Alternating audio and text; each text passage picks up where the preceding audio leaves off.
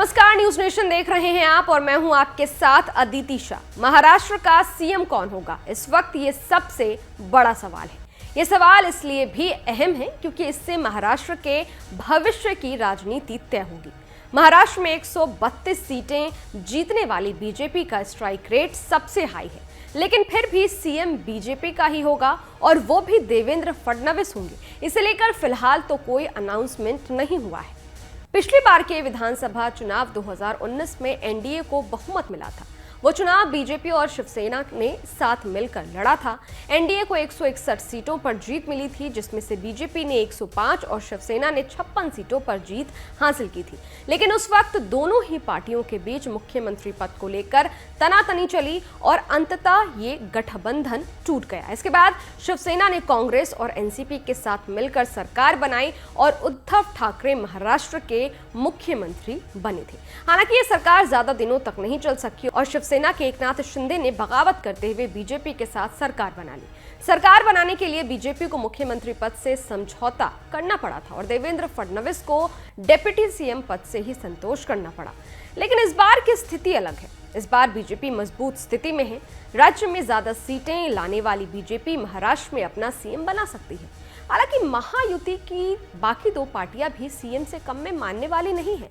महाराष्ट्र में बीजेपी, शिवसेना शिंदे और एनसीपी अजीत पवार ने मिलकर चुनाव लड़ा है। तीनों पार्टियों के नेता सीधे तौर पर भले ना बोले, लेकिन सीएम पद पर दावे का संकेत दे चुके हैं। चुनावी नतीजों के बाद देवेंद्र फडणवीस ने कहा, पद को लेकर यहां कोई भी विवाद नहीं होने वाला, क्योंकि पहले दिन से ये तय है कि चुनाव जब संपन्न होगा तब तीनों पार्टियां आपस में इस पर चर्चा करेंगी और निर्णय लेंगी।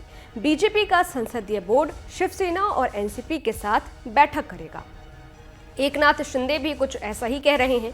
मुख्यमंत्री एकनाथ शिंदे ने नतीजों के बाद कहा है कि चुनाव से पहले तय नहीं था कि जिसकी ज्यादा सीटें होंगी उसका ही सीएम बनेगा। सीएम पद के लिए एकनाथ शिंदे, देवेंद्र फडणवीस और अजीत पवार रेस में हैं। अगर महायुति की स्ट्राइक रेट की बात करें तो महाराष्ट्र में बीजेपी ने 149 सीटों पर चुनाव लड़ा और 89% स्ट्राइक रेट से 132 सीटें जीती हैं।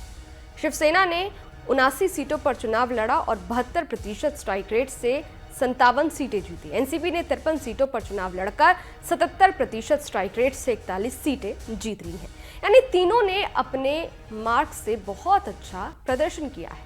इसमें यह कहना भी बेमानी होगी कि बीजेपी, शिवसेना या एनसीपी ने अपने दम पर इतनी सीटें जीती। इसलिए बीजेपी सीएम पद की जिद करके दोनों में से किसी भी पार्टी को खोना नहीं चाहेगी, क्योंकि अगर शिंदे फिसले तो उद्धव फिर रिवाइव कर सकते हैं और अगर अजीत ने पाला बदला तो शरद पवार को मौका मिल जाएगा। देवेंद्र फडणवीस, एकनाथ शिंदे और अजीत पवार के सीएम पद के दावे को लेकर अलग अलग फैक्टर्स भी हैं। सबसे पहले बात करते हैं देवेंद्र फडणवीस की। देवेंद्र फडणवीस बीजेपी के सबसे बड़े और मराठी ब्राह्मण चेहरा हैं। संघ की पसंद, मोदी शाह के करीबी हैं। शिवसेना और एनसीपी को तोड़कर अलायंस करने में अहम रोल उनका रहा है।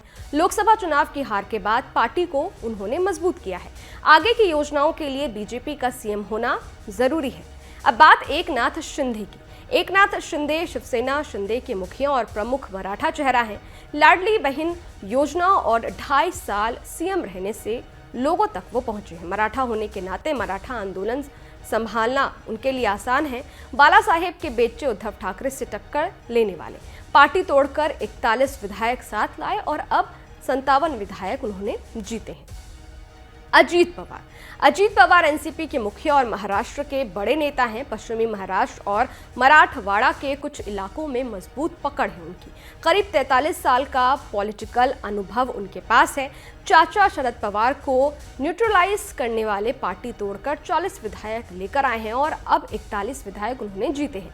हालांकि मुख्यमंत्री पद को लेकर बीजेपी कहीं ना कहीं फ्रंट फुट पर नजर आ रही है। ऐसे में बीजेपी का कोई नेता मुख्यमंत्री बन सकता है। बीजेपी सीएम फेस को लेकर जो पहला नाम जहन में आता है वो देवेंद्र फडणवीस का है। अगर वो सीएम नहीं बनते हैं तो कोई सरप्राइज नाम भी सामने आ सकते हैं। फडणवीस के अलावा विनोद तावड़े का भी नाम है। सुधीर मुनगंटीवार ये एक बड़ा नाम है जो ओबीसी चेहरा हैं और विदर्भ इलाके से आते हैं, ये भी एक दावेदार हो सकते हैं। इनके अलावा पंकजा मुंडे भी हो सकती हैं, कुछ और नाम भी हो सकते हैं। दरअसल छत्तीसगढ़ और मध्य प्रदेश जैसे राज्यों में बीजेपी ने नए चेहरे से सभी को चौंकाया है। वहीं बिहार में ज्यादा सीटें होने के बावजूद वहां के सीएम नीतीश कुमार हैं, जो जेडीयू के नेता हैं।